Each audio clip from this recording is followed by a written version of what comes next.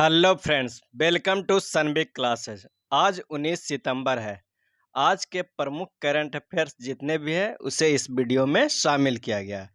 तो आइए देखते हैं पहला क्वेश्चन। सीटीओ के रूप में आरबीआई इनोवेशन हब में किसे शामिल किया गया है? ऑप्शन है देवदत्त चंद, अमित सक्सेना, गौतम गुहा, विजय दुबे। और इसका सही आंसर है अमित सक्सेना।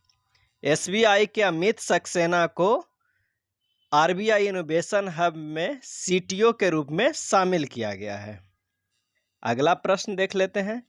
अंतर्राष्ट्रीय लाल पांडा दिवस सितंबर के किस शनिवार को मनाया जाता है? ऑप्शन है प्रथम, द्वितीय, तृतीय, चतुर्थ। और इसका सही आंसर है तृतीय।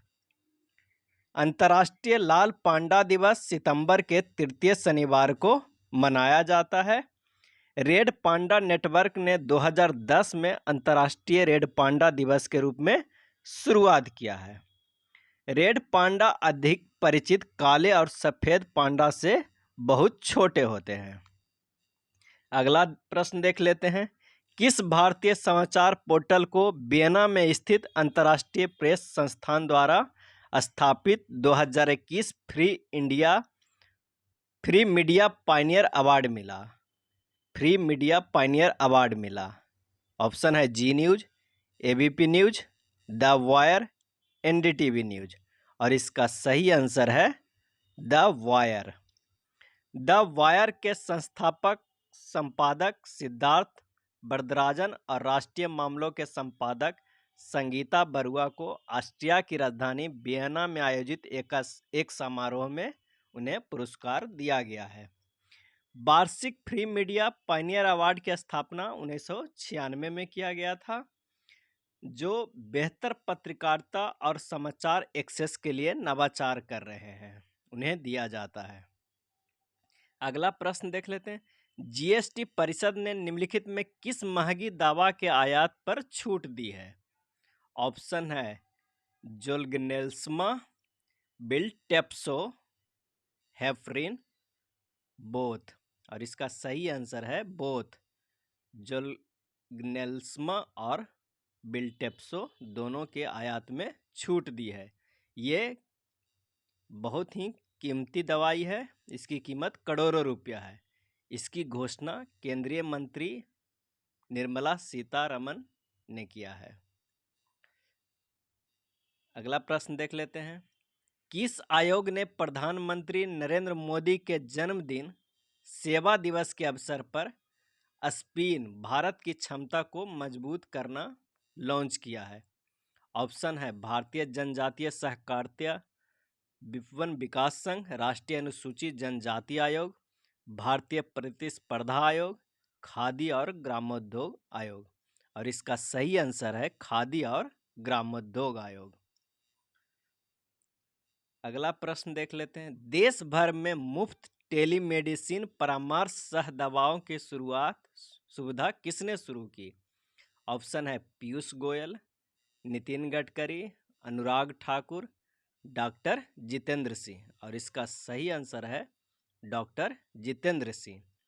केंद्रीय मंत्री डॉक्टर जितेंद्र सिंह ने 17 सितंबर 2021 को देश भर में मुफ्त टेलीमेडिसिन परामर्श सह दवा सुविधा शुरुआत की है। यह घोषणा विज्ञान और प्रौद्योगिकी मंत्रालय के छात्र वैज्ञानिक कनेक्ट कार्यक्रम जिज्ञासा को 1 वर्ष के भीतर भारत के 700 से अधिक जिलों में स्कूलों को कवर करने के लिए विस्तारित किया जाएगा।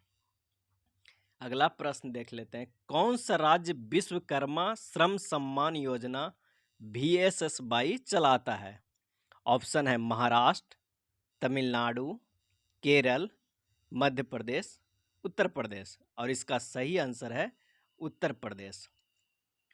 विश्वकर्मा जयंती के अवसर पर उत्तर प्रदेश के मुख्यमंत्री योगी आदित्यनाथ ने 17 सितंबर 2021 को विश्वकर्मा श्रम सम्मान योजना VSSY के तहत 21,000 लाभार्थियों को टूल किट वितरित किया है।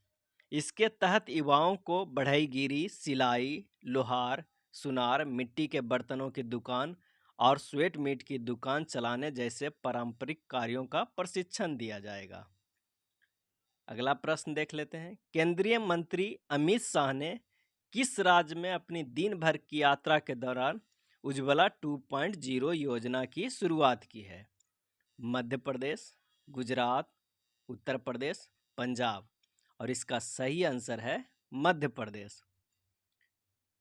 केंद्रीय गृह मंत्री अमित शाह ने 18 सितंबर 2021 को मध्य प्रदेश के अपने एक दिवसीय दौरे के दौरान उज्ज्वला 2.0 योजना का शुभारंभ किया है। इस योजना के तहत 10 मिलियन से अधिक लाभार्थियों को शामिल करने का लक्ष्य रखा गया है। उज्ज्वला 2.0 के तहत प्रवासी श्रमिक पते के प्रमाण जैसे दस्तावेजों की आवश्यकता के बिना स्वघोषणा के आधार पर मुफ्त रसोई गैस कनेक्शन का लाभ उठा सकते हैं। अगला प्रश्न देख लेते हैं। किस देश द्वारा आयोजित G33 वर्चुअल अनौपचारिक मंत्री स्तरीय बैठक आयोजित की गई थी? ऑप्शन है इंडोनेशिया, जापान, दक्षिण कोरिया, यूएसए। और इसका सही आंसर है इंडोनेशिया। इंडोनेशिया द्वारा आयोजित G33 वर्चुअल अनौपचारिक मंत्री स्तरीय बैठक 16 सितंबर 2021 को आयोजित की गई थी। G33 के कृषि प्राथमिकताओं के मुद्दे और 30 नवंबर से 30 दिसंबर 2021 तक होने वाले 12वें मंत्री स्तरीय सम्मेलन के आगे की राह पर चर्चा करने हेतु यह आयोजित किया गया है। भारत के तरफ से वाणिज्य और उद्योग मंत्री पीयूष गोयल शामिल हुए थे। G33 भारत, ब्राजील, दक्षिण अफ्रीका आदि सहित विकासशील देशों का एक समूह है जिसका गठन विश्व व्यापार संगठन के कैनकन मंत्री स्तरीय सम्मेलन के दौरान कृषि व्यापार वार्ता में विकासशील देशों के हितों के रक्षा के लिए किया गया था। अगला प्रश्न देख लेते हैं। किस बीमा कंपनी ने अपने विकास अधिकारियों द्वारा उपयोग के लिए मोबाइल ऐप प्रगति लॉन्च की है? मोबाइल ऐप प्रगति लॉन्च की है। SBI life insurance company limited, ICICI Lombard general insurance company limited, Shri Ram general insurance company limited, Bharatiya Jeevan बीमा निगम। और इसका सही आंसर है भारतीय जीवन बीमा निगम, LIC। LIC ने अपने विकास अधिकारियों द्वारा उपयोग के लिए एक नया मोबाइल ऐप प्रगति, जिसका पूरा नाम क्या है, performance review application growth and trade indicator, launch किया है। यह ऐप विभिन्न जानकारी देगा जो प्रीमियम संग्रह और एजेंसी सक्रियन जैसे व्यवसायिक प्रदर्शन के महत्वपूर्ण क्षेत्रों में उनके एजेंसी बल के प्रदर्शन के बारे में वास्तविक समय अपडेट करेगा। अगला प्रश्न देख लेते हैं। किस राज्य के मुख्यमंत्री ने घोषणा की है प्रसिद्ध सीराखोंग मिर्च और तामेंगलोंग संतरा को GI टैग मिल गया है? ऑप्शन है मणिपुर, त्रिपुरा, सिक्किम, असम। और इसका सही आंसर है मणिपुर। मणिपुर के मुख्यमंत्री N बीरेन सिंह ने घोषणा की है कि प्रसिद्ध सीराखोंग मिर्च और तामेंगलोंग संतरा को GI टैग दे दिया गया है। तामेंगलोंग संतरा मैड्रिन समूह की एक प्रजाति है जो राज्य के वार्षिक उत्पादन में 50% से अधिक का योगदान करती है। अगला प्रश्न देते हैं। राव जयमल राठौर की 515वीं जयंती पर किसने स्मारक डाक टिकट जारी किया है? ऑप्शन है महेंद्र मुंजापारा, कपिल पाटिल, देबू सिंह चौहान, मनसुख मंडाविया। और इसका सही आंसर है देबू सिंह चौहान। केंद्रीय संचार राज्य मंत्री देबू सिंह चौहान ने 17 सितंबर 2021 को एक स्मारक डाक टिकट जारी किया है। श्रीनगर में राव जयमल राठौर की 515वीं जयंती पर उनके सम्मान में शुरू किया गया था। राव जयमल राठौर चित्तौड़गढ़ का एक राजपूत योद्धा सेनापति थे जिन्होंने 1567 से 1568 में अपनी घेराबंदी के दौरान मुगल के विशाल सेना के खिलाफ उग्र विरोध किए थे। अगला प्रश्न देते हैं। किस IIT के शोधकर्ताओं ने एक ऐसा उपकरण निर्मित किया है जो पानी की बूंदें और वर्षा की बूंदें, यहाँ तक कि समुद्र की लहरों से भी बिजली उत्पन्न कर सकता है। ऑप्शन है IIT Delhi, IIT Kanpur, IIT Roorkee, IIT Bombay. और इसका सही आंसर है आईआईटी दिल्ली।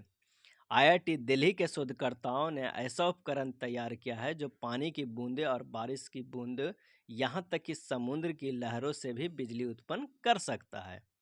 उपकरण में ट्राइबो इलेक्ट्रिक इफेक्ट और इलेक्ट्रोस्टैटिक इंडक्शन का उपयोग करके विकसित किया है।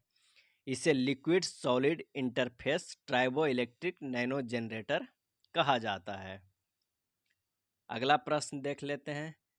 कौन सा शहर ओलंपिक और पैरा ओलंपिक शीत खेलों 2022 की मेजबानी करेगा? ऑप्शन है Paris, Tokyo, London, Washington DC, Beijing. और इसका सही आंसर है बीजिंग। चीन की राजधानी बीजिंग में 2022 शीतकालीन खेलों का आयोजन किया जाएगा। और ओलंपिक और पैरा ओलंपिक शीतकालीन खेलों के आधिकारिक मोटो रहेगा together for a shared future, जिसका अनावरण किया गया है। मोटो मानव जाति के लिए एक साझा भविष्य के साथ एक समुदाय के रूप में वैश्विक चुनौतियों को दूर करने के लिए खेलों की शक्ति का प्रतिनिधित्व करता है। यह खेल 4 से 20 फरवरी 2020 के बीजिंग चीन में आयोजित होगा। ये थे आज के प्रमुख करेंट अफेयर्स। धन्यवाद।